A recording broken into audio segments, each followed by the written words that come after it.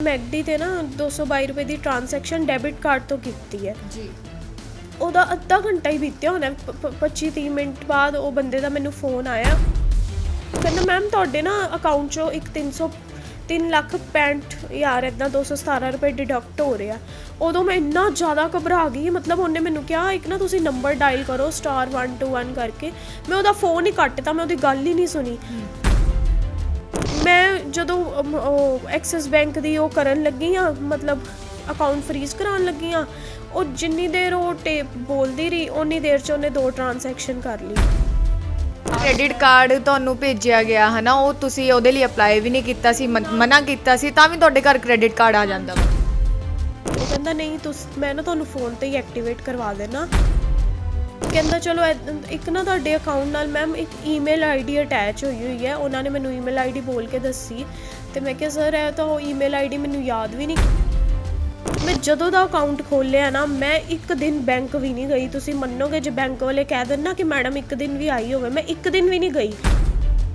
ਉਦੋਂ ਮੈਂ ਦੇਖਿਆ ਵਾ ਕਿ ਕਸਟਮਰ ਆਈਡੀ ਮੇਰੇ ਫੋਨ ਦੇ ਨਾਲ ਬਿਲਕੁਲ ਜਿਹੜੀ ਉਹਨੇ ਮੈਨੂੰ ਦੱਸੀ ਸੀ ਐਗਜ਼ੈਕਟ ਹੈ।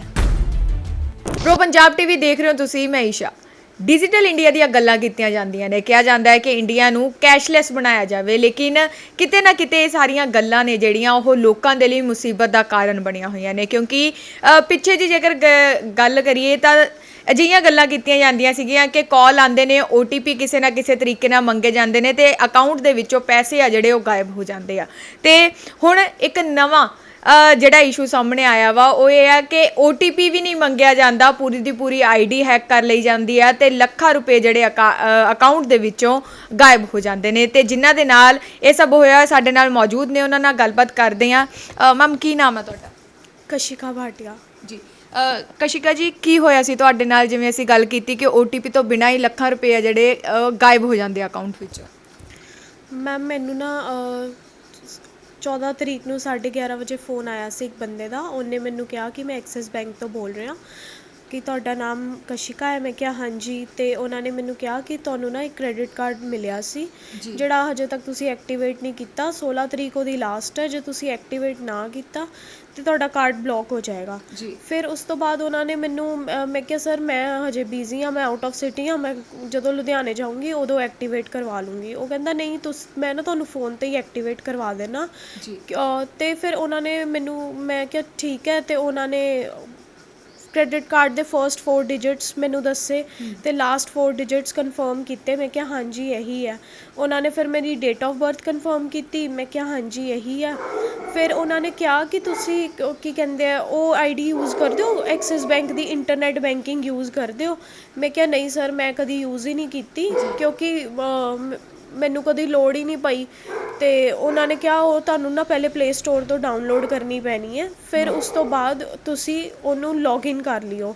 ਮੈਂ ਪਹਿਲੇ ਪਲੇ ਸਟੋਰ ਤੋਂ ਫਿਰ ਉਹਨੂੰ ਐਕਸਿਸ ਬੈਂਕ ਦੀ ਮੈਂ ਡਾਊਨਲੋਡ ਕੀਤੀ ਐਪਲੀਕੇਸ਼ਨ, ਅਤੇ ਫਿਰ ਮੈਂ ਉਸ ਤੋਂ ਬਾਅਦ ਲੌਗਇਨ ਜਦੋਂ ਕੀਤਾ ਅਤੇ ਉਹਨੇ ਕਸਟਮਰ ID ਮੰਗੀ ਉੱਥੇ। ਅਤੇ ਮੈਂ ਕਿਹਾ ਸਰ ਕਸਟਮਰ ID ਆ ਰਿਹਾ, ਕਿਉਂਕਿ ਕਸਟਮਰ ID ਤਾਂ ਮੈਨੂੰ ਪਤਾ ਹੀ ਨਹੀਂ ਹੈ ਕੀ ਹੈ। ਉਹਨਾਂ ਨੇ ਫਿਰ ਮੈਨੂੰ ਕਸਟਮਰ ID ਲਿਖਵਾਈ, ਔਰ ਜਦੋਂ ਉਹਨਾਂ ਨੇ ਮੈਨੂੰ ਕਸਟਮਰ ID ਲਿਖਵਾਈ ਹੈ ਅਤੇ ਉਦੋਂ ਮੈਂ ਆਪਣੇ ਦੂਜੇ ਫ਼ੋਨ ਤੋਂ ਆਪਣੇ ਜਿਹੜੇ ਫ਼ੋਨ 'ਤੇ ਗੱਲ ਕਰ ਰਹੀ ਸੀ ਉਹ ਵਾਲੇ ਨੰਬਰ 'ਤੇ ਭੇਜੀ ਹੈ ਕਿ ਕੱਲ੍ਹ ਨੂੰ ਜੇ ਮੈਨੂੰ ਲੌਗਇਨ ਕਰਨੀ ਪੈ ਜਾਵੇ ਅਤੇ ਇਹ ਮੈਂ ਭੁੱਲ ਨਾ ਜਾਵਾਂ, ਕਿ ਮੈਨੂੰ ਯਾਦ ਰਹੇਗੀ। ਅਤੇ ਮੈਂ ਲੌਗਇਨ ਕੀਤੀ ਹੈ ਅਤੇ ਮੇਰੇ ਫ਼ੋਨ 'ਤੇ OTP ਆਇਆ। ਕਹਿੰਦਾ OTP ਆਇਆ ਹੋਣਾ ਮੈਮ ਤੁਹਾਨੂੰ ਇੱਕ। ਮੈਂ ਕਿਹਾ ਹਾਂਜੀ ਆਇਆ। ਕਹਿੰਦਾ ਦੱਸਿਓ। ਮੈਂ ਕਿਹਾ ਜੋ OTP ਵਾਲੀ ਗੱਲ ਤੋਂ ਫਿਰ ਮੈਨੂੰ ਸੀਗਾ ਕਿ ਓਬਵੀਅਸਲੀ OTP ਨਹੀਂ ਸ਼ੇਅਰ ਕਰੀਦਾ। ਅਤੇ ਨਾਲੇ ਮੈਂ ਕਿਹਾ ਸਰ ਰਹਿਣ ਦਿਓ ਤੁਸੀਂ, ਮੈਂ ਨਾ ਲੁਧਿਆਣੇ ਜਾ ਕੇ ਹੀ ਆਪਣੇ ਆਪ ਕਰਾ ਲੂੰਗੀ ਬੈਂਕ ਤੋਂ। ਕਹਿੰਦਾ ਚਲੋ ਇੱਕ ਨਾ ਤੁਹਾਡੇ ਅਕਾਊਂਟ ਨਾਲ ਮੈਮ ਇੱਕ ਈਮੇਲ ID ਅਟੈਚ ਹੋਈ ਹੈ। ਉਹਨਾਂ ਨੇ ਮੈਨੂੰ ਈਮੇਲ ID ਬੋਲ ਕੇ ਦੱਸੀ। ਅਤੇ ਮੈਂ ਕਿਹਾ ਸਰ ਇਹ ਤਾਂ ਉਹ ਈਮੇਲ ID ਮੈਨੂੰ ਯਾਦ ਵੀ ਨਹੀਂ ਕਿ ਮੈਂ ਇਹ ਵਾਲੀ ਬੈਂਕ ਦਿੱਤੀ ਹੋਈ ਹੈ, ਨਾਲੇ ਮੈਨੂੰ ਇਹਦਾ ਤਾਂ ਪਾਸਵਰਡ ਵਗੈਰਾ ਕੁਛ ਵੀ ਨਹੀਂ ਯਾਦ। ਅਤੇ ਉਹਨਾਂ ਨੇ ਮੈਨੂੰ ਕਿਹਾ ਚਲੋ ਤੁਸੀਂ ਗੱਲ ਕਰ ਸਕਦੇ ਹੋ। ਮੈਂ ਕਿਹਾ ਸਰ ਮੈਂ ਬਿਜ਼ੀ ਹਾਂ ਆਲਰੇਡੀ, ਬ੍ਰੇਕਫਾਸਟ ਦਾ ਟਾਈਮ ਹੈ। ਅਤੇ ਉਹਨਾਂ ਨੇ ਕਿਹਾ ਫਿਰ ਮੈਂ ਤੁਹਾਨੂੰ ਬਾਅਦ 'ਚੋਂ ਫ਼ੋਨ ਕਰ ਲੈਣਾ। ਅਤੇ ਮਤਲਬ ਤੁਹਾਡੇ ਕਹਿਣ ਦਾ ਇਹ ਹੈ ਕਿ ਜਿਸ ਵਿਅਕਤੀ ਨੇ ਤੁਹਾਨੂੰ ਕਾਲ ਕੀਤੀ ਉਹਨੂੰ ਤੁਹਾਡੇ ਜਿਹੜਾ ਕ੍ਰੈਡਿਟ ਕਾਰਡ ਸੀ ਉਹਦੇ ਬਾਰੇ ਵੀ ਪਤਾ ਸੀ, ਅਤੇ ਉਹ ਜਿਹੜਾ ਕ੍ਰੈਡਿਟ ਕਾਰਡ ਸੀਗਾ ਉਹ ਤੁਸੀਂ ਕਦੋਂ ਲਿੱਤਾ ਸੀਗਾ ਜਿਹੜਾ ਉਹਨੇ ਕਿਹਾ ਕਿ ਐਕਟੀਵੇਟ ਹੀ ਨਹੀਂ ਹੋਇਆ? ਉਹ ਮੈਨੂੰ 20-25 ਦਿਨ ਪਹਿਲੇ ਘਰ ਆਪਣੇ ਆਪ ਆਇਆ ਸੀ। ਮੈਨੂੰ ਨਾ ਫੋਨ ਆਇਆ ਸੀ, ਮੈਂ ਕਿਤੇ ਬਾਹਰ ਗਈ ਹੋਈ ਸੀ ਆਊਟ ਆਫ ਸਿਟੀ, ਤੇ ਮੈਨੂੰ ਫੋਨ ਆਇਆ ਸੀ ਕਿ ਐਕਸਿਸ ਬੈਂਕ ਤੋਂ ਬੋਲ ਰਹੇ ਹਾਂ, ਇੱਦਾਂ ਤੁਹਾਨੂੰ ਨਾ ਕ੍ਰੈਡਿਟ ਕਾਰਡ ਮਤਲਬ ਇਸ਼ੂ ਹੋਇਆ। ਮੈਂ ਉਹਨਾਂ ਨੂੰ ਕਿਹਾ, ਮੈਂ ਕਿਹਾ ਮੈਂ ਤੁਹਾਨੂੰ ਪਹਿਲੇ ਵੀ ਮਨਾ ਕੀਤਾ ਕਿ ਮੈਨੂੰ ਚਾਹੀਦਾ ਹੀ ਨਹੀਂ, ਤੇ ਤੁਸੀਂ ਫੇਰ ਦੇ ਦਿੱਤਾ ਵਾ। ਉਹ ਕਹਿੰਦੇ ਤੁਹਾਡੇ ਘਰ ਮੈਮ ਡਿਲੀਵਰ ਹੋ ਚੁੱਕਾ ਜੀ। ਤੇ ਜਦੋਂ ਮੈਂ ਘਰ ਆਈ ਹਾਂ ਉਦੋਂ ਮੈਂ ਮੰਮੀ ਨੂੰ ਪੁੱਛਿਆ ਕਿ ਮੈਂ ਕਿਹਾ ਤੁਹਾਨੂੰ ਮੰਮੀ ਕੋਈ ਆਇਆ ਮੇਰਾ ਕੋਈ ਕ੍ਰੈਡਿਟ ਕਾਰਡ ਵਗੈਰਾ? ਮੰਮੀ ਨੇ ਕਿਹਾ ਕੋਈ ਪਾਰਸਲ ਤਾਂ ਆਇਆ, ਦੇਖ ਲੈ ਕਿਹਦਾ ਵਾ, ਤੇਰਾ ਹੈ ਕਿ ਕਿਹਦਾ ਹੈ। ਤੇ ਫਿਰ ਮੈਂ ਜਦੋਂ ਦੇਖਿਆ ਉਹਦੇ 'ਚ ਕ੍ਰੈਡਿਟ ਕਾਰਡ ਸੀ। ਪਹਿਲੇ ਤਾਂ ਮੈਂ ਘਰ ਹੀ ਮਤਲਬ ਕਿੰਨੇ ਦਿਨ ਕੀਤਾ ਸੀ ਟਰਾਈ, ਬਟ ਮੈਂ ਕਿਹਾ ਇਹ ਤਾਂ ਖਾਲਾ ਹੀ ਦਾ ਘਰ ਹੈ, ਮੇਰੇ ਤੋਂ ਤਾਂ ਹੋਣਾ ਨਹੀਂ। ਤੇ ਫਿਰ ਮੈਂ ਉੱਦਾਂ ਦਾ ਉੱਦਾਂ ਹੀ ਬੰਦ ਕਰਤਾ। ਉਹ ਵੀ ਬਾਈ ਚਾਂਸ ਮੈਂ ਆਊਟ ਆਫ ਸਿਟੀ ਗਈ ਹੋਈ ਸੀ, ਉਹ ਮੈਂ ਵੈਸੇ ਹੀ ਪਰਸ 'ਚ ਰੱਖਿਆ ਹੋਇਆ ਸੀ, ਨਹੀਂ ਤਾਂ ਮੈਂ ਐਕਟੀਵੇਟ ਨਹੀਂ ਸੀ ਕੀਤਾ ਹੋਇਆ ਜੀ। ਤੇ ਮੇਰੇ ਦਿਮਾਗ 'ਚ ਵੀ ਨਹੀਂ ਸੀ ਕਿ 16 ਤਰੀਕ ਮਤਲਬ ਉਹਦੀ ਜਿਹੜਾ last ਕ੍ਰੈਡਿਟ ਹੈ। ਕਾਰਡ ਤੁਹਾਨੂੰ ਭੇਜਿਆ ਗਿਆ ਹਨਾ, ਉਹ ਤੁਸੀਂ ਉਹਦੇ ਲਈ ਅਪਲਾਈ ਵੀ ਨਹੀਂ ਕੀਤਾ ਸੀ, ਮਨਾ ਕੀਤਾ ਸੀ, ਤਾਂ ਵੀ ਤੁਹਾਡੇ ਘਰ ਕ੍ਰੈਡਿਟ ਕਾਰਡ ਆ ਜਾਂਦਾ ਵਾ। ਕ੍ਰੈਡਿਟ ਕਾਰਡ ਤਾਂ ਮੈਂ ਕਦੀ ਵੀ ਨਹੀਂ ਲੈਣਾ ਚਾਹਿਆ। ਮਤਲਬ ਮੈਂ ਕਿੰਨੇ ਸਾਲਾਂ ਤੋਂ ਕਈ ਬੈਂਕ ਅਕਾਊਂਟ ਯੂਜ਼ ਕਰ ਰਹੀ ਹਾਂ, ਪਰ ਮੈਂ ਕਦੀ ਵੀ ਕੋਈ ਵੀ ਬੈਂਕ ਦਾ ਕ੍ਰੈਡਿਟ ਕਾਰਡ ਨਹੀਂ ਯੂਜ਼ ਕੀਤਾ। ਮੇਰੇ ਕੋਲ ਤੁਸੀਂ ਬੈਂਕ ਨਾਲ ਗੱਲ ਕੀਤੀ ਕਿ ਮੈਂ ਕ੍ਰੈਡਿਟ ਕਾਰਡ ਲਈ ਅਪਲਾਈ ਨਹੀਂ ਕੀਤਾ ਸੀ, ਮੈਂ ਨਹੀਂ ਮੰਗਿਆ ਸੀ, ਮੇਰੇ ਘਰ ਦੇ ਵਿੱਚ ਕ੍ਰੈਡਿਟ ਕਾਰਡ ਕਿਸ ਤਰ੍ਹਾਂ ਆਇਆ? ਮੈਂ ਬੈਂਕ ਵਾਲੇ ਮੈਮ ਨੂੰ ਕਾਲ ਕੀਤਾ ਸੀ, ਜਿਹੜੇ ਮੈਮ ਨੇ ਮੈਂ ਜਾਣਦੀ ਹਾਂ ਜਿਨ੍ਹਾਂ ਨੇ ਅਕਾਊਂਟ ਖੋਲ੍ਹਿਆ ਸੀ। ਮੈਂ ਉਹਨਾਂ ਨੂੰ ਕਿਹਾ ਸੀ ਮੈਮ ਮੈਨੂੰ ਕ੍ਰੈਡਿਟ ਕਾਰਡ ਆਇਆ, ਮੈਨੂੰ ਚਾਹੀਦਾ ਨਹੀਂ। ਉਹ ਕਹਿੰਦੇ ਮੈਮ ਤੁਹਾਨੂੰ ਨਾ ਇਹ ਲਾਈਫ ਟਾਈਮ ਵਾਸਤੇ ਕੋਈ ਵੀ ਪੈਸੇ ਨਹੀਂ ਪੈਣੇ, ਇਹ ਜਿਵੇਂ ਕਾਰਡ ਦੇ ਸਾਨੂੰ ਡੈਬਿਟ ਕਾਰਡ ਦਾ ਵੀ ਸਾਲ ਦੀ ਪੇਮੈਂਟ ਪੈਂਦੀ ਹੈ। ਉਹ ਕਹਿੰਦੇ ਤੁਹਾਨੂੰ ਇਹ ਫ੍ਰੀ ਹੈ ਬਿਲਕੁਲ ਨਾ, ਹੁਣ ਤਾਂ ਕਈਆਂ ਨੂੰ ਮਿਲਦਾ, ਹੁਣ ਤੁਹਾਨੂੰ ਮਿਲਿਆ ਤਾਂ ਤੁਸੀਂ ਰੱਖ ਲਓ। ਤੇ ਫਿਰ ਮੈਂ ਰੱਖ ਲਿਆ, ਪਰ ਮੈਂ ਉਹਨੂੰ ਐਕਟੀਵੇਟ ਨਹੀਂ ਕੀਤਾ ਸੀ। ਜੀ। ਔਰ ਤੇ ਮੈਨੂੰ ਕਸਟਮਰ ਆਈਡੀ ਵੀ ਤੁਹਾਨੂੰ ਨਹੀਂ ਪਤਾ ਸੀ, ਈਮੇਲ ਆਈਡੀ ਵੀ ਨਹੀਂ ਪਤਾ ਸੀ ਕੁਝ? ਧਿਆਨ ਹੈ ਕਿ ਉੱਥੇ ਉਹਨਾਂ ਨੂੰ ਕਿੱਦਾਂ ਪਤਾ ਕਿ ਜੋ ਚੀਜ਼ਾਂ ਤੁਹਾਨੂੰ ਆਪਣੇ ਅਕਾਊਂਟ ਬਾਰੇ ਨਹੀਂ ਪਤਾ ਉਸ ਬੰਦੇ ਨੂੰ ਕਿਸ ਤਰ੍ਹਾਂ ਪਤਾ? ਮੈਮ ਇਹ ਜਿਹੜਾ ਮੈਂ ਅਕਾਊਂਟ ਖੁਲਵਾਇਆ ਸੀ ਨਾ, ਇਹ ਜਿੱਦਾਂ ਮਤਲਬ ਮੇਰੇ ਬ੍ਰਦਰ ਇਨ ਲਾਅ ਦਾ ਅਕਾਊਂਟ ਸੀ ਇਹ ਵਾਲੇ ਬੈਂਕ 'ਚ, ਤੇ ਮੈਂ ਇੱਕ ਪ੍ਰਾਈਵੇਟ ਬੈਂਕ 'ਚ ਅਕਾਊਂਟ ਖੁਲਵਾਉਣਾ ਚਾਹੁੰਦੀ ਸੀ। ਤੇ ਮੈਂ ਉਹਨਾਂ ਨਾਲ ਸਲਾਹ ਕੀਤੀ ਸੀ ਮੈਂ ਕਿਹੜੇ ਬੈਂਕ 'ਚ ਖੁਲਵਾਵਾਂ। ਮੈਨੂੰ ਤਾਂ ਮੈਂ ਜਦੋਂ ਦਾ ਅਕਾਊਂਟ ਖੋਲ੍ਹਿਆ ਨਾ, ਮੈਂ ਇੱਕ ਦਿਨ ਬੈਂਕ ਵੀ ਨਹੀਂ ਗਈ। ਤੁਸੀਂ ਮੰਨੋਗੇ ਜੇ ਬੈਂਕ ਵਾਲੇ ਕਹਿ ਦੇਣ ਨਾ ਕਿ ਮੈਡਮ ਇੱਕ ਦਿਨ ਵੀ ਆਈ ਹੋਵੇ, ਮੈਂ ਇੱਕ ਦਿਨ ਵੀ ਨਹੀਂ ਗਈ। ਮੈਨੂੰ ਜੁਲਾਈ 'ਚ ਹਜੇ ਸਾਲ ਹੋਣਾ ਹੈ ਬੈਂਕ 'ਚ। ਨਾਲੇ ਜਿਹੜੀ ਮੇਰੀ ਪਾਸਬੁੱਕ ਦੀ ਫਰਸਟ ਪੇਜ ਵੀ ਪ੍ਰਿੰਟ ਕਰਵਾਇਆ ਨਾ, ਉਹ ਵੀ ਮੈਂ ਆਊਟ ਆਫ ਸਿਟੀ ਸੀ, ਮੇਰੇ ਸੀਏ ਨਾਲ ਮੈਨੂੰ ਕੰਮ ਸੀ, ਉਹ ਵੀ ਮੇਰੇ ਹਸਬੈਂਡ ਜਾ ਕੇ ਫਰਸਟ ਕਾਪੀ ਪ੍ਰਿੰਟ ਕਰਾ ਕੇ ਆਏ ਆ। ਜਦੋਂ ਘਰ ਆਇਆ ਨਾ, ਜਦੋਂ ਡੈਡੀ ਲੈ ਕੇ ਆਇਆ, ਉਦੋਂ ਮੈਂ ਦੇਖਿਆ ਵਾ ਕਿ ਕਸਟਮਰ ਆਈਡੀ ਮੇਰੇ ਫੋਨ ਦੇ ਨਾਲ ਬਿਲਕੁਲ ਜਿਹੜੀ ਉਹਨੇ ਮੈਨੂੰ ਦੱਸੀ ਸੀ ਐਗਜ਼ੈਕਟ ਹੈ ਜੀ। ਉਹਨੇ ਮੈਨੂੰ ਦੱਸੀ, ਮੈਨੂੰ ਤਾਂ ਯਾਦ ਵੀ ਨਹੀਂ ਸੀ। ਮੈਂ ਈਮੇਲ ਆਈਡੀ ਆ ਦਿੱਤੀ ਹੋਈ ਹੈ, ਮੈਨੂੰ ਯਾਦ ਹੀ ਨਹੀਂ ਸੀ ਕਿਉਂਕਿ ਮੈਂ ਈਮੇਲ ਯੂਜ਼ ਹੀ ਨਹੀਂ ਕਰਦੀ। ਜੀ। ਕਿੰਨੇ ਰੁਪਏ ਤੇ ਕਿਸ ਤਰੀਕੇ ਦੇ ਨਾਲ ਤੁਹਾਡੇ ਅਕਾਊਂਟ ਦੇ ਵਿੱਚੋਂ ਗਏ ਤੇ ਤੁਹਾਨੂੰ ਕਿਵੇਂ ਪਤਾ ਲੱਗਿਆ? ਮੈਮ ਮੈਨੂੰ ਜਦੋਂ ਅਸੀਂ ਸ਼ਾਮੀ ਵਾਪਸ ਆ ਰਹੇ ਸੀ ਨਾ, ਤੇ ਮੇਰੇ ਬੇਟੇ ਨੇ ਕਿਹਾ ਕਿ ਕੁਝ ਖਾਣ ਵਾਸਤੇ ਅਸੀਂ ਕਿਤੇ ਰੁਕੇ, ਤੇ ਮੈਂ ਮੈਕਡੀ 'ਤੇ ਨਾ 222 ਰੁਪਏ ਦੀ ਟ੍ਰਾਂਜੈਕਸ਼ਨ ਡੈਬਿਟ ਕਾਰਡ ਤੋਂ ਕੀਤੀ ਹੈ। ਜੀ। ਉਹਦਾ ਅੱਧਾ ਘੰਟਾ ਹੀ ਬੀਤਿਆ ਹੋਣਾ, 25-30 ਮਿੰਟ ਬਾਅਦ ਉਹ ਬੰਦੇ ਦਾ ਮੈਨੂੰ ਫੋਨ ਆਇਆ। ਉਹ ਫੋਨ ਵੱਜੀ ਜਾ ਰਿਹਾ ਸੀ, ਫੋਨ ਨਾ ਮੇਰੇ ਪਰਸ 'ਚ ਸੀਗਾ, ਤੇ ਮੈਂ ਹਾਰ ਕੇ ਉਹਨੂੰ ਫੋਨ ਕਰਕੇ ਭਈਆ, ਮੈਂ ਉਹਨੂੰ ਕਿਹਾ, ਮੈਂ ਕਿਹਾ ਭਈਆ ਮੈਂ ਬਿਜ਼ੀ ਹਾਂ ਆਪਣੀ ਫੈਮਿਲੀ 'ਚ। ਉਹ ਕਹਿੰਦਾ ਮੈਮ ਤੁਹਾਡੇ ਨਾ ਅਕਾਊਂਟ 'ਚੋਂ ਇੱਕ 3,65,000 ਇੱਦਾਂ 217 ਰੁਪਏ ਡਿਡਕਟ ਹੋ ਰਿਹਾ। ਉਦੋਂ ਮੈਂ ਇੰਨਾ ਜ਼ਿਆਦਾ ਘਬਰਾ ਗਈ, ਮਤਲਬ ਉਹਨੇ ਮੈਨੂੰ ਕਿਹਾ ਇੱਕ ਨਾ ਤੁਸੀਂ ਨੰਬਰ ਡਾਇਲ ਕਰੋ *121 ਕਰਕੇ। ਮੈਂ ਉਹਦਾ ਫੋਨ ਹੀ ਕੱਟਤਾ, ਮੈਂ ਉਹਦੀ ਗੱਲ ਹੀ ਨਹੀਂ ਸੁਣੀ। ਫਿਰ ਮੈਂ ਜਦੋਂ ਬੈਂਕ ਵਾਲੀ ਮੈਡਮ ਨਾਲ ਗੱਲ ਕੀਤੀ, ਉਹਨਾਂ ਨੇ ਮੈਨੂੰ ਕਿਹਾ ਅਕਾਊਂਟ ਫਰੀਜ਼ ਕਰਾਓ। ਉਹ ਵਿੱਚ ਫੋਨ ਕਰੀ ਜਾ ਰਿਹਾ ਸੀ, ਬਾਰ-ਬਾਰ ਵਿੱਚ ਫੋਨ ਕਰੀ ਜਾ ਰਿਹਾ ਸੀ। ਤੇ ਮੈਂ ਜਦੋਂ ਐਕਸਿਸ ਬੈਂਕ ਦੀ ਉਹ ਕਰਨ ਲੱਗੀ ਹਾਂ, ਮਤਲਬ ਅਕਾਊਂਟ ਫਰੀਜ਼ ਕਰਾਉਣ ਲੱਗੀ ਹਾਂ, ਉਹ ਜਿੰਨੀ ਦੇਰ ਉਹ ਟੇਪ ਬੋਲਦੀ ਰਹੀ ਓਨੀ ਦੇਰ 'ਚ ਉਹਨੇ 2 ਟ੍ਰਾਂਜੈਕਸ਼ਨ ਕਰ ਲਈ। ਇੱਕ ਤਾਂ ਮੈਮ ਮਤਲਬ ਐਕਸਿਸ ਬੈਂਕ ਨੂੰ ਇੱਕ ਇਹੋ ਜਿਹੀ ਐਪ, ਮਤਲਬ ਜਿਨ੍ਹਾਂ ਦੀ ਇੰਨੀ ਦਿੱਕਤ ਹੁੰਦੀ ਹੈ, ਹੁਣ ਇੰਨੀ ਦੇਰ ਤੁਹਾਡੀ ਉਹ ਟੇਪ ਵੀ ਬੋਲਦੀ ਰਹੇਗੀ ਤਾਂ ਕਸਟਮਰ ਤਾਂ ਫਸੂਗਾ ਹੀ ਨਾ, ਉਹ ਤਾਂ ਨਿਕਲੂਗਾ ਨਹੀਂ ਬਾਹਰ। ਇਹਨਾਂ ਨੂੰ ਜਾਂ ਤਾਂ ਉਸ ਹਿਸਾਬ ਕੋਈ ਪ੍ਰਾਈਵੇਟ ਬੈਂਕਾਂ ਨੂੰ ਜਾਂ ਬੈਂਕਾਂ ਨੂੰ ਇਹ ਕਰਨਾ ਚਾਹੀਦਾ ਕਿ ਮਤਲਬ ਜੇ ਕਿਸੇ ਨੂੰ ਪਤਾ ਲੱਗ ਰਿਹਾ ਹੋਵੇ ਕਿ ਮਤਲਬ ਸਾਡੇ ਨਾਲ ਮੁਸੀਬਤ ਪੈ ਰਹੀ ਹੈ, ਇੱਕ ਇਹੋ ਜਿਹਾ ਨੰਬਰ ਹੋਣਾ ਚਾਹੀਦਾ ਹੈ ਕਿ ਜਿੱਥੇ ਮਤਲਬ ਫਰੀਜ਼ ਲਿਖੋ ਤੇ ਨਾਲ ਦੀ ਨਾਲ ਅਕਾਊਂਟ ਫਰੀਜ਼ ਹੋ ਜਾਏ। ਇਹ ਚੀਜ਼ ਹੋਣੀ ਚਾਹੀਦੀ ਹੈ। ਤੇ ਕਿੰਨੀ ਦੇਰ ਦੇ ਵਿੱਚ ਕਿੰਨੇ ਪੈਸੇ ਆ ਜਿਹੜੇ ਤੁਹਾਡੇ ਅਕਾਊਂਟ ਦੇ ਵਿੱਚੋਂ ਚਲੇ ਗਏ? ਮੈਮ 3-4 ਮਿੰਟ ਮੁਸ਼ਕਿਲ, ਮਤਲਬ ਔਖਾ ਨਾਲ ਹੀ, ਮਤਲਬ 5 ਲੱਖ ਰੁਪਇਆ ਬੰਦੇ ਨੇ ਕੱਢ ਲਿਆ 2 ਟ੍ਰਾਂਜੈਕਸ਼ਨ ਦੇ ਵਿੱਚ। ਮਤਲਬ 3-4 ਮਿੰਟ ਦੇ ਵਿੱਚ 5 ਲੱਖ ਰੁਪਇਆ ਕਿਵੇਂ ਨਿਕਲ ਸਕਦਾ, ਜਦ ਕਿ ਬੈਂਕ ਵੱਲੋਂ ਇੱਕ ਲਿਮਿਟ ਦਿੱਤੀ ਜਾਂਦੀ ਹੈ ਕਿ ਇਸ ਤੋਂ ਵੱਧ ਤੁਸੀਂ ਪੈਸੇ ਨਹੀਂ ਕਢਾ ਸਕਦੇ? ਮੈਮ ਇਹੀ ਸੋਚਣ ਵਾਲੀ ਗੱਲ ਹੈ, ਬਹੁਤ ਹੈਰਾਨਗੀ ਦੀ ਗੱਲ ਹੈ ਕਿ ਮਤਲਬ ਵੈਸੇ ਇੱਕ ਦਿਨ 'ਚ ਬੰਦਾ 1 ਲੱਖ ਰੁਪਏ ਤੋਂ ਵੱਧ ਨਹੀਂ ਕਢਾ ਸਕਦਾ। ਤੇ ਉਹ ਬੰਦੇ ਨੇ ਮਤਲਬ ਇੰਨੀ ਵੱਡੀ ਟ੍ਰਾਂਜੈਕਸ਼ਨ 5 ਲੱਖ ਰੁਪਏ ਦੀ ਟ੍ਰਾਂਜੈਕਸ਼ਨ ਕਰ ਲਈ। ਮਤਲਬ ਇਹ ਤਾਂ ਆਪ ਸੋਚਣ ਵਾਲੀ ਗੱਲ ਹੈ, ਕਿਉਂਕਿ ਸਮਝ ਹੀ ਨਹੀਂ ਆ ਰਹੀ ਹੈ ਹੋ ਕਿਵੇਂ ਗਿਆ। ਜੋ ਪੈਸਾ ਤੁਸੀਂ 3-4 ਮਿੰਟ ਦੇ ਵਿੱਚ ਗਵਾ ਦਿੱਤਾ, ਉਹਨੂੰ ਜੋੜਨ ਦੇ ਲਈ ਕਿੰਨਾ ਟਾਈਮ ਲੱਗਿਆ ਸੀ, ਕਿੰਨੀ ਮਿਹਨਤ ਲੱਗੀ ਸੀ? ਮੈਮ ਵੈਸੇ ਜਿੰਨੇ ਵੀ ਲੋਕੀ ਮੇਰੇ ਨੋਨ 'ਚ ਨੇ, ਮੈਨੂੰ ਜਾਣਦੇ ਆ, ਸਾਰਿਆਂ ਨੂੰ ਪਤਾ ਵਾ ਕਿ ਮੈਂ ਬਹੁਤ ਜ਼ੀਰੋ ਤੋਂ ਸਟਾਰਟ ਕੀਤਾ ਸੀ। ਅਤੇ ਮੈਂ ਬਹੁਤ, ਜਿਵੇਂ ਸਾਰਿਆਂ ਨੂੰ ਸ਼ੌਂਕ ਹੁੰਦਾ ਹੈ ਯਾਰ, ਲੇਡੀਜ਼ ਨੂੰ ਵੈਸੇ ਵੀ ਸ਼ੌਂਕ ਹੁੰਦਾ ਅਸੀਂ ਗੋਲਡ ਬਣਾ ਲਈਏ, ਅਸੀਂ ਆਹ ਲੈ ਲਈਏ, ਅਸੀਂ ਵੰਨ ਸਵੰਨੇ ਕੱਪੜੇ ਪਾ ਲਈਏ। ਬਟ ਮੈਂ ਹਮੇਸ਼ਾ ਆਪਣੇ ਮਤਲਬ ਇੱਕ ਸੋਚ ਕੇ ਚੱਲਿਆ ਕਿ ਮਤਲਬ ਮੈਂ ਆਪਣੇ ਪੈਸੇ ਆਪਣੇ ਬੱਚੇ ਵਾਸਤੇ ਜੋੜਨੇ ਆ, ਕਿਉਂਕਿ ਇਨ ਫਿਊਚਰ ਕੋਈ ਵੀ ਆਪਣੇ ਪੇਰੈਂਟਸ ਜਿਨ੍ਹਾਂ ਕੋਲ ਬਹੁਤਾ ਨਹੀਂ ਨਾ ਹੁੰਦਾ, ਉਹ ਪੇਰੈਂਟਸ ਇਹੀ ਸੋਚਦੇ ਆ ਕਿ ਅਸੀਂ ਥੋੜ੍ਹਾ ਥੋੜ੍ਹਾ ਕਰਕੇ ਉਹਦੇ ਵੱਡੇ ਹੋਣ ਤੱਕ ਜੋੜੀਏ, ਤਾਂ ਕਿ ਉਹਦੇ ਕਰੀਅਰ 'ਚ ਕੋਈ ਪ੍ਰੋਬਲਮ ਨਹੀਂ ਆਉਣੀ ਚਾਹੀਦੀ। ਅਤੇ ਬਸ ਮੈਂ ਵੀ ਇਹੀ ਕੋਸ਼ਿਸ਼ ਕੀਤੀ ਸੀ, ਜਿਹੜੇ ਉਹ ਬੰਦੇ ਨੇ 5 ਮਿੰਟ 'ਚ ਕੱਢ ਲਈ। ਮਤਲਬ ਇੰਨਾ ਕੁ ਦੁੱਖ ਹੁੰਦਾ ਕਿਉਂਕਿ ਆਪਣੇ ਬੱਚੇ ਨੂੰ ਘਰ ਛੱਡ ਕੇ ਜਾਣਾ, ਕਦੀ ਕਦੀ 15-20 ਦਿਨ ਘਰ ਨਹੀਂ ਆਉਣਾ, ਉਹਦੀ ਸ਼ਕਲ ਨਹੀਂ ਦੇਖਣੀ, ਪਤਾ ਮਨ ਦੁਖਦਾ ਸੀ। ਮਤਲਬ ਕੰਮ ਵੀ ਬੜਾ ਔਖਾ ਹੈ, ਕਿਉਂਕਿ ਸਾਨੂੰ ਜਿੱਦਾਂ ਮੇਰਾ ਕੰਮ ਹੈ, ਸਾਨੂੰ 10 ਵਜੇ ਸਵੇਰੇ 9, 9:30, 10 ਵਜੇ ਤੋਂ ਲੈ ਕੇ ਕਦੀ ਕਦੀ ਰਾਤ ਦੇ 10 ਵੀ ਵੱਜ ਜਾਂਦੇ ਆ। ਜੇ ਆਊਟ ਆਫ ਕੰਟਰੀ ਵਗੈਰਾ ਕਰੀਏ ਤਾਂ ਉੱਥੇ ਤਾਂ 12-12 ਵੀ ਵੱਜ ਜਾਂਦੇ ਆ। ਇੱਕੋ ਪੈਰ 'ਤੇ ਖੜੇ ਰਹੀਦਾ, ਮਤਲਬ ਬੈਠ ਵੀ ਨਹੀਂ ਸਕਦਾ ਬੰਦਾ। ਮਿਹਨਤ ਕਰਕੇ ਵੀ ਮਤਲਬ ਬੰਦੇ ਦੇ ਪੱਲੇ ਹੀ ਕੁਛ ਨਹੀਂ, ਤਾਂ ਫਿਰ ਦੁੱਖ ਹੁੰਦਾ ਬਹੁਤ ਜ਼ਿਆਦਾ ਨਾ। ਇਹ ਗੱਲ ਸੋਚ ਕੇ ਬੰਦਾ ਹੁਣ ਤਾਂ ਰੋਣਾ ਤਾਂ ਆਉਂਦਾ, ਨਾਲੇ ਨਾ ਦਿਲ ਇੰਨਾ ਘਬਰਾਉਂਦਾ ਕਿ ਜਿਵੇਂ ਪਤਾ ਨਹੀਂ ਕਿਸੇ ਮਤਲਬ ਐਵੇਂ ਲੱਗਦਾ ਕਿ ਹਾਰਟ ਬੀਟ ਪਤਾ ਨਹੀਂ ਕਿੰਨੀ ਕੁ ਫਾਸਟ ਚੱਲ ਰਹੀ ਹੈ। ਜਦੋਂ ਸੋਚਦੀ ਵੀ ਆ ਨਾ ਉਹ ਦਿਨ ਬਾਰੇ, ਤਾਂ ਪਤਾ ਨਹੀਂ। ਕਿੰਨਾ ਕੁ ਛੋਟਾ ਬੱਚਾ ਸੀ ਜਿਹਨੂੰ ਛੱਡ ਕੇ ਜਾਂਦੇ ਹੁੰਦੇ ਸੀ, ਜਿਹਦੇ ਲਈ ਸੇਵਿੰਗਸ ਕਰਦੇ ਪਏ ਸੀ, ਜਿਹੜੀ 3-4 ਮਿੰਟ ਦੇ ਵਿੱਚ ਮਿੱਟੀ ਹੋ ਗਈ ਆ? ਮੇਰਾ ਬੇਟਾ ਉਦੋਂ ਮਤਲਬ 4-4.5 ਸਾਲ ਦਾ ਸੀ ਜਦੋਂ ਮੈਂ ਉਹਨੂੰ ਛੱਡ ਕੇ ਜਾਂਦੀ ਸੀ। ਇਹੀ ਏਜ ਹੁੰਦੀ ਹੈ ਬੱਚੇ ਦਾ ਜਦੋਂ ਬੇਸ ਸਟਾਰਟ ਹੁੰਦਾ ਹੈ। ਉਹ ਮਤਲਬ ਕਲਾਸਿਸ, ਸਕੂਲ, ਹਰ ਚੀਜ਼ ਉਹਨੂੰ ਇੱਕ ਪੇਰੈਂਟਸ, ਇੱਕ ਮਦਰ ਦੀ ਅਟੈਂਸ਼ਨ ਦੀ ਬਹੁਤ ਲੋੜ ਹੁੰਦੀ ਹੈ। ਭਾਵੇਂ ਬੱਚੇ ਦੀ ਜਿੰਨੀ ਮਰਜ਼ੀ ਦੇਖ ਰੇਖ ਕੀਤੀ ਜਾਵੇ ਮਤਲਬ ਘਰੋਂ, ਅਤੇ ਪਰ ਉਹਨੂੰ ਇੱਕ ਮਤਲਬ ਮਦਰ ਦੀ ਤਾਂ ਲੋੜ ਬਹੁਤ ਜ਼ਿਆਦਾ ਹੁੰਦੀ ਹੈ ਨਾ, ਕਿਉਂਕਿ ਉਹਨੂੰ ਪਤਾ ਵਾ ਕਿ ਉਹਨੂੰ ਮੈਂਟਲੀ ਅਟੈਚ ਤਾਂ ਉਹ ਆਪਣੀ ਵੱਧ ਤੋਂ ਵੱਧ ਮਦਰ ਨਾਲ ਹੀ ਹੋ ਸਕਦਾ। ਮੈਂ ਉਸ ਟਾਈਮ 'ਤੇ ਵੀ ਆਪਣੇ ਬੱਚੇ ਨੂੰ ਛੱਡ ਕੇ ਜਾਂਦੀ ਰਹੀ ਹਾਂ, ਮਤਲਬ ਕਿੰਨੇ ਸਾਲ ਹੀ ਗਈ ਹਾਂ, ਹਜੇ ਤਾਂ ਮਤਲਬ 3-4 ਸਾਲ ਹੋ ਗਏ। ਤਾਂ ਮਤਲਬ ਦੁੱਖ ਹੁੰਦਾ ਹੈ ਚੀਜ਼ ਸੋਚ ਕੇ ਨਾ, ਬਹੁਤ ਜ਼ਿਆਦਾ ਹਰਟ ਹੁੰਦੀ ਹੈ। ਕਦੀ ਉਹਨਾਂ ਲੋਕਾਂ ਨੇ ਸੋਚਿਆ ਹੋਣਾ ਜਿਹੜੇ ਧੋਖਾ ਕਰ ਜਾਂਦੇ ਨੇ, ਪੈਸੇ ਕੱਢ ਕੇ ਲੈ ਗਏ ਨੇ, ਕਿ ਕਿਸ ਤਰੀਕੇ ਨਾਲ, ਕਿੰਨੀ ਮਿਹਨਤ ਦੇ ਨਾਲ ਉਹ ਪੈਸਾ ਕਮਾਇਆ ਹੋਣਾ ਵਾ, ਆਪਣੇ ਬੱਚਿਆਂ ਦੇ ਲਈ ਜੋੜਿਆ ਹੋਣਾ ਵਾ, ਫਿਊਚਰ ਬਣਾਉਣ ਲਈ ਉਹਨਾਂ ਦੇ, ਤੇ ਜਿਹੜਾ ਉਹਨਾਂ ਨੇ 3-4 ਮਿੰਟ ਦੇ ਵਿੱਚ ਕੱਢ ਕੇ ਲੈ ਗਏ?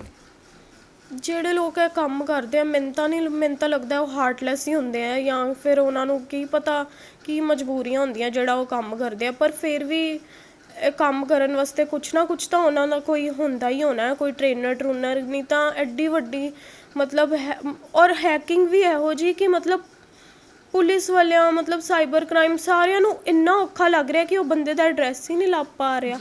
OTP ਤੱਕ ਨਹੀਂ ਆਈ ਤੁਹਾਡੇ ਫੋਨ ਦੇ ਉੱਤੇ।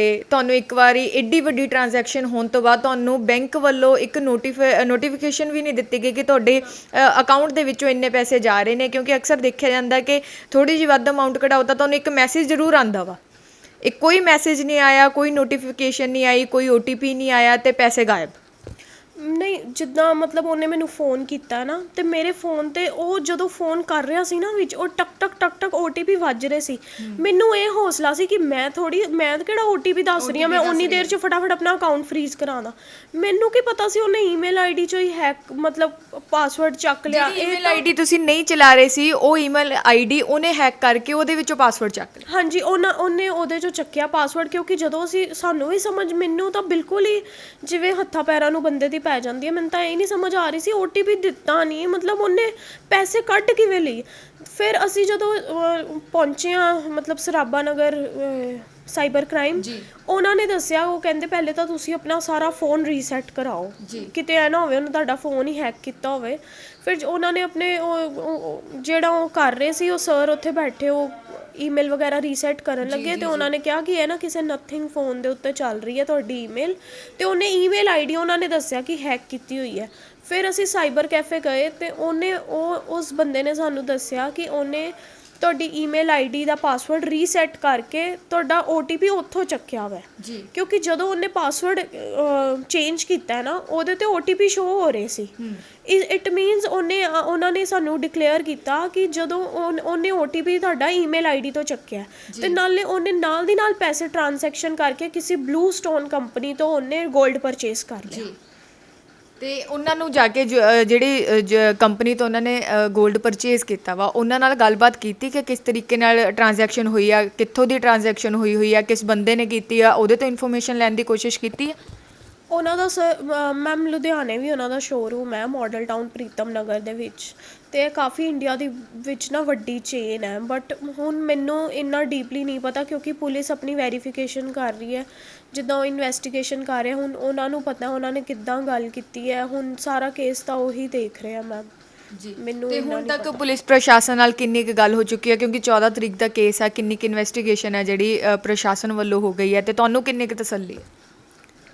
ਮੈਮ ਜਦੋਂ ਤੱਕ ਤਾਂ ਪੈਸੇ ਬੰਦੇ ਆਉਂਦੇ ਨਹੀਂ ਬੰਦੇ ਕੋ ਤਸੱਲੀ ਤਾਂ ਐ ਹੀ ਰਹਿਣੀ ਹੈ ਕਿਉਂਕਿ ਇੱਕ ਹੋਪ ਤਾਂ ਜਿਵੇਂ ਬੰਦੇ ਕੋ ਚਲੀ ਗਈ ਹੋਵੇ ਹੁਣ ਆਣੇ ਨਹੀਂ ਆਣੇ ਇਹ ਤਾਂ ਮੁਕੱਦਰ ਹੀ ਹੈ ਬੰਦਾ ਜਿੰਨਾ ਮਰਜ਼ੀ ਹੁਣ ਪੁਲਿਸ ਵੀ ਜਿਵੇਂ ਉਹਨਾਂ ਨੇ ਇਨਵੈਸਟੀਗੇਸ਼ਨ ਕੀਤੀ ਹੈ ਹੁਣ ਬਲੂ ਸਟੋਨ ਪੇਟੀਐਮ ਪੇਯੂ ਸਾਰਿਆਂ ਨੂੰ ਮੇਲ ਪਾਈ ਹੈ ਹੁਣ ਜੋ ਡਾਟਾ ਉੱਥੋਂ ਕਲੈਕਟ ਹੋਇਆ ਹੁਣ ਉਹ ਅੱਗੇ ਪਰਸਿਊ ਕਰਨਗੇ ਹੁਣ ਪਰਸਿਊ ਕਰਨਗੇ ਉਹ ਸਕਸੈਸਫੁਲ ਹੋਏਗਾ ਪੈਸੇ ਆਉਣਗੇ ਨਹੀਂ ਆਉਣਗੇ ਤਾਂ ਐਫਰਟਸ ਤਾਂ ਦੇਖੋ ਸਾਰੇ ਕਰ ਰਹੇ ਆ ਹੁਣ ਤਾਂ ਇਹ ਆਪਣੀ ਕਿਸਮਤ ਹੈ ਕਿ ਆਉਂਦੇ ਕਿ ਨਹੀਂ ਆਉਂਦੇ ਪਰ ਬੈਂਕ ਨੇ ਤਾਂ ਸਿੱਧੇ ਹੱਥ ਖੜੇ ਕਰਤੇ ਆ ਉਹਨਾਂ ਨੇ ਤਾਂ ਇਹੀ ਕਿਹਾ ਵਾ ਕਿ ਮਤਲਬ ਜਿੱਦਾਂ ਬਈ ਅਸੀਂ ਨੈੱਟ ਬੈਂਕਿੰਗ ਦਾ ਕਲੇਮ ਨਹੀਂ ਦਿੰਦੇ ਮਤਲਬ ਬੰਦੇ ਦੀ ਮਿਹਨਤ ਚੱਲ ਜਾਵੇ ਤੁਸੀਂ ਤੁਹਾਡਾ ਬੈਂਕ ਅਲਰਟ ਹੈ ਨਹੀਂ ਤੁਹਾਡੇ ਡਾਟੇ ਲੀਕ ਹੋ ਰਹੇ ਨੇ ਤੇ ਮਤਲਬ ਤੁਸੀਂ ਇਸ ਗੱਲ ਤੋਂ ਹੱਥ ਖੜੇ ਕਰਤੇ ਕਿ ਨੈੱਟ ਬੈਂਕਿੰਗ ਦਾ ਕਲੇਮ ਨਹੀਂ ਆ ਫਿਰ ਬਈ ਤੁਸੀਂ ਆਪਣੇ ਰੂਲ ਉੱਦਾਂ ਦੇ ਬਣਾਓ ਨਾ ਆਪਣੀ ਸਟ੍ਰਿਕਟਨੈਸ ਉੱਦਾਂ ਦੀ ਬਣਾਓ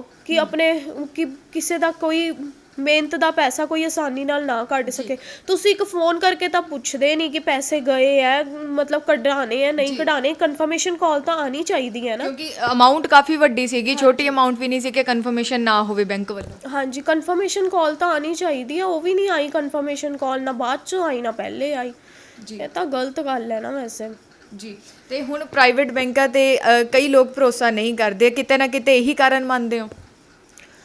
ਓਬਵੀਅਸਲੀ ਮੈਨੂੰ ਤਾਂ ਲੱਗਦਾ ਕਰਨਾ ਵੀ ਨਹੀਂ ਚਾਹੀਦਾ ਕਿਉਂਕਿ ਜੋ ਮੇਰੇ ਨਾਲ ਬੀਤੀ ਹੈ ਮਤਲਬ ਮੈਂ ਬਾਕੀ ਪ੍ਰਾਈਵੇਟ ਬੈਂਕਾਂ ਦੀ ਨਹੀਂ ਗੱਲ ਕਰਦੀ ਪਰ ਮੈਂ ਇਸ ਬੈਂਕ ਦੀ ਜ਼ਰੂਰ ਗੱਲ ਕਰੂੰਗੀ ਕਿਉਂਕਿ ਆਪਣੇ ਨਾਲ ਤਾਂ ਬਹੁਤ ਧੱਕਾ ਹੋਇਆ ਮਤਲਬ ਤੁਸੀਂ ਆਫ ਰਿਕਾਰਡ ਇਹ ਵੀ ਗੱਲ ਕਰ ਰਹੇ ਸੀਗੇ ਕਿ ਜਦੋਂ ਤੁਹਾਡੀ ਵੀਡੀਓ ਪਹਿਲੀ ਪੈਂਦੀ ਹੈ ਤਾਂ ਉਹਦੇ ਵਿੱਚ ਸਾਰਿਆਂ ਨੇ ਜਿਹੜੇ ਜ਼ਿਆਦਾਤਰ ਲੋਕ ਸੀਗੇ ਉਹ ਐਕਸਿਸ ਬੈਂਕ ਨਾਲ ਰਿਲੇਟਡ ਸੀ ਉਹਨਾਂ ਦਾ ਕਹਿਣਾ ਸੀਗਾ ਕਿ ਉਹਨਾਂ ਨਾਲ ਵੀ ਫਰਾਡ ਹੋਏ ਨੇ ਹਾਂਜੀ ਮੋਸਟਲੀ ਜਦੋਂ ਸਾਡੀ ਵੀਡੀਓ ਪਈ ਹੈ ਉਹਦੇ ਵਿੱਚ 500 ਜਿੰਨੇ ਵੀ 500 550 ਬੰਦਾ ਉਹੀ ਸੀ ਭਰਿਆ ਪਿਆ ਸੀ ਜਿਨ੍ਹਾਂ ਲੋਕਾਂ ਨੇ ਲਿਖਿਆ ਸੀ ਸਾਡਾ ਵੀ ਐਕਸਿਸ ਬੈਂਕ ਨਾਲ ਫਰੋਡ ਹੋਇਆ ਕਿਸੇ ਦਾ 2019 'ਚ ਹੋਇਆ ਕਿਸੇ ਦਾ ਕਿਤੇ ਹੋਇਆ ਮਤਲਬ ਸਾਰਿਆਂ ਨੇ ਹੀ ਲਿਖਿਆ ਹੋਇਆ ਸੀ ਈਵਨ ਮੈਂ ਬਹੁਤ ਜ਼ਿਆਦਾ ਬਿਮਾਰ ਹੋ ਗਈ ਸੀ ਇਹ ਕੇਸ ਨੂੰ ਲੈ ਕੇ ਅਤੇ ਅਸੀਂ ਡਾਕਟਰ ਕੋਲ ਵੀ ਵਿਜ਼ਿਟ ਕੀਤਾ ਈਵਨ ਡਾਕਟਰ ਨੇ ਐਡੇ ਵੱਡੇ ਡਾਕਟਰ ਨੇ ਵੀ ਮੈਂ ਨਾਮ ਨਹੀਂ ਲੈਣਾ ਚਾਹੁੰਦੀ ਉਹਨਾਂ ਨੇ ਵੀ ਕਹਿ ਦਿੱਤਾ ਕਹਿੰਦੇ ਕਿ ਮਤਲਬ Axis bank is not secure ਉਹਨਾਂ ਨੇ ਸਾਫ਼ ਇੰਨੀ ਗੱਲ ਕਹੀ ਹੈ ਕਿ ਮਤਲਬ ਜੇ ਇੰਨੇ ਲੋਕੀ ਕਹਿ ਰਹੇ ਆ ਤਾਂ ਲੱਗਦਾ ਕਿ ਇੰਨੇ ਲੋਕੀ ਐਕਸਿਸ ਬੈਂਕ ਨੂੰ ਹੀ ਬਲੇਮ ਕਿਉਂ ਕਰਦੇ ਪਏ ਨੇ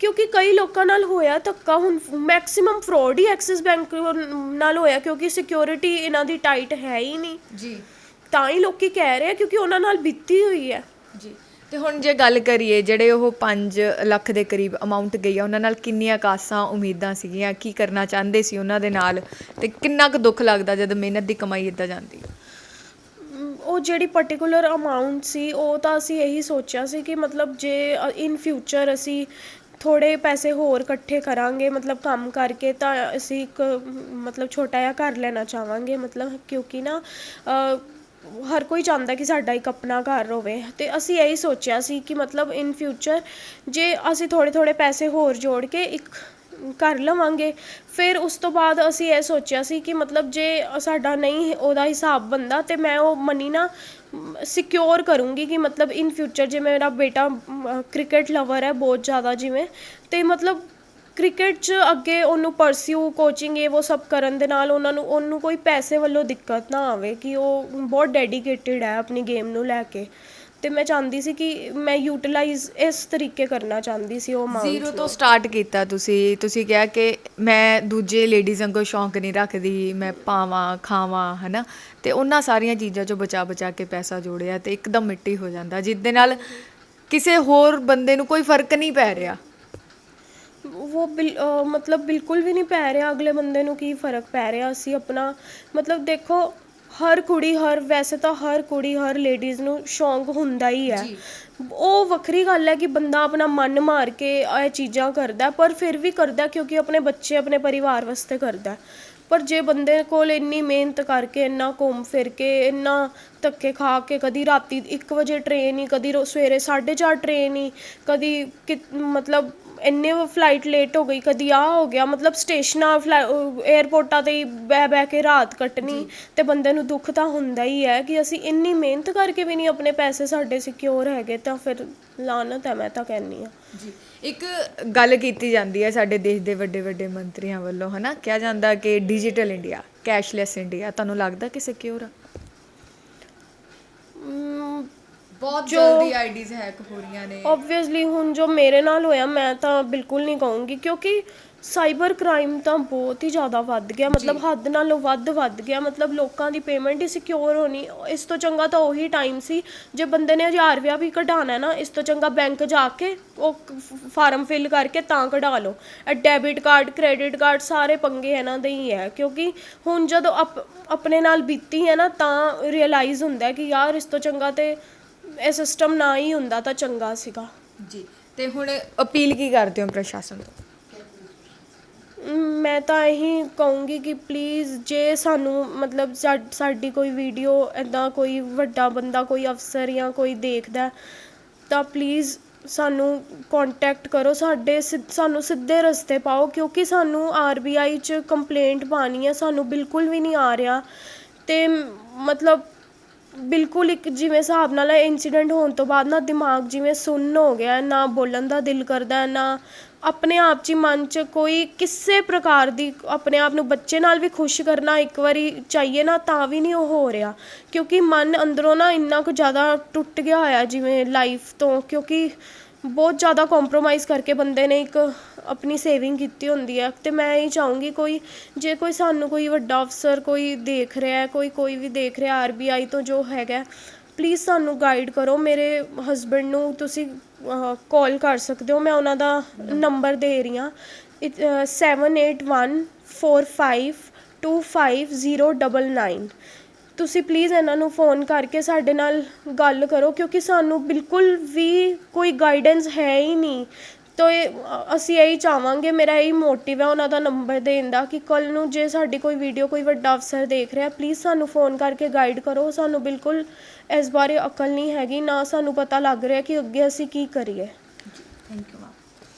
ਸੋ ਇਸ ਤਰੀਕੇ ਦੇ ਨਾਲ ਜਿਹੜੀਆਂ ਠੱਗੀਆਂ ਨੇ ਉਹ ਲਗਾਤਾਰ ਹੋ ਰਹੀਆਂ ਨੇ, ਸਾਈਬਰ ਕ੍ਰਾਈਮ ਆ ਲਗਾਤਾਰ ਵੱਧ ਰਿਹਾ ਹੈ। OTP ਤੋਂ ਬਿਨਾਂ ਵੀ ਹੁਣ ਅਕਾਊਂਟਸ ਦੇ ਵਿੱਚੋਂ ਪੈਸੇ ਆ ਜਿਹੜੇ ਕਢਵਾ ਲਏ ਜਾਂਦੇ ਨੇ। ਲੋਕ ਤਿਲ ਕਰਕੇ ਪੈਸੇ ਜੋੜਦੇ ਨੇ, ਕੰਪਰੋਮਾਈਜ਼ ਕਰਕੇ ਪੈਸੇ ਜੋੜਦੇ ਨੇ, ਜਿਹੜੇ ਕਿ ਆਪਣੇ ਬੱਚਿਆਂ ਦੇ ਭਵਿੱਖ ਦੇ ਲਈ, ਆਪਦੇ ਭਵਿੱਖ ਦੇ ਲਈ। ਲੇਕਿਨ ਜਿਹੜੇ ਫਰਾਡ ਕਰਦੇ ਨੇ ਉਹ ਇਹਨਾਂ ਗੱਲਾਂ ਨੂੰ ਨਹੀਂ ਸੋਚਦੇ, ਫਰਾਡ ਕਰਦੇ ਨੇ ਅਤੇ ਚਲੇ ਜਾਂਦੇ ਨੇ। ਉਸ ਤੋਂ ਬਾਅਦ 'ਚ ਜਿਹੜੇ ਪਰਿਵਾਰ ਨੇ ਉਹ ਰੋਂਦੇ ਨੇ, ਬਿਲਕਦੇ ਨੇ, ਦਰ ਧੱਕੇ ਖਾਂਦੇ ਨੇ ਕਿ ਉਹਨਾਂ ਨੂੰ ਕਿਸੇ ਤਰੀਕੇ ਨਾਲ ਇਨਸਾਫ ਮਿਲੇ, ਜਿਹੜਾ ਪੈਸਾ ਉਹਨਾਂ ਦਾ ਗਿਆ ਵਾ, ਜਿਹੜਾ ਮਿਹਨਤ ਕਰਕੇ ਪੈਸਾ ਜੋੜਿਆ ਹੋਇਆ, ਉਹ ਵਾਪਸ ਆਵੇ। ਤੇ ਜਿਵੇਂ ਮੈਮ ਨੇ ਅਪੀਲ ਕੀਤੀ ਹੈ ਕਿ ਜੇਕਰ ਕੋਈ ਇਸ ਵੀਡੀਓ ਨੂੰ ਦੇਖ ਰਿਹਾ ਵਾ ਤਾਂ ਜ਼ਰੂਰ ਇਹਨਾਂ ਨੂੰ ਕੰਟੈਕਟ ਕਰੇ, ਇਹਨਾਂ ਨੂੰ ਸਿੱਧੇ ਰਾਸਤੇ ਪਾਵੇ, ਤਾਂ ਕਿ ਜਿਹੜੀ ਕਮਾਈ ਇਹਨਾਂ ਨੇ ਜੋੜੀ ਸੀ ਆਪਦੇ ਲਈ, ਆਪਦੇ ਬੱਚੇ ਦੇ ਲਈ, ਉਹ ਕਮਾਈ ਇਹਨਾਂ ਨੂੰ ਵਾਪਸ ਮਿਲ ਸਕੇ। ਕੈਮਰਾਮੈਨ ਆਕਾਸ਼ ਦੇ ਨਾਲ ਮੈਂ ਈਸ਼ਾ, ਪ੍ਰੋ ਪੰਜਾਬ, ਲੁਧਿਆਣਾ।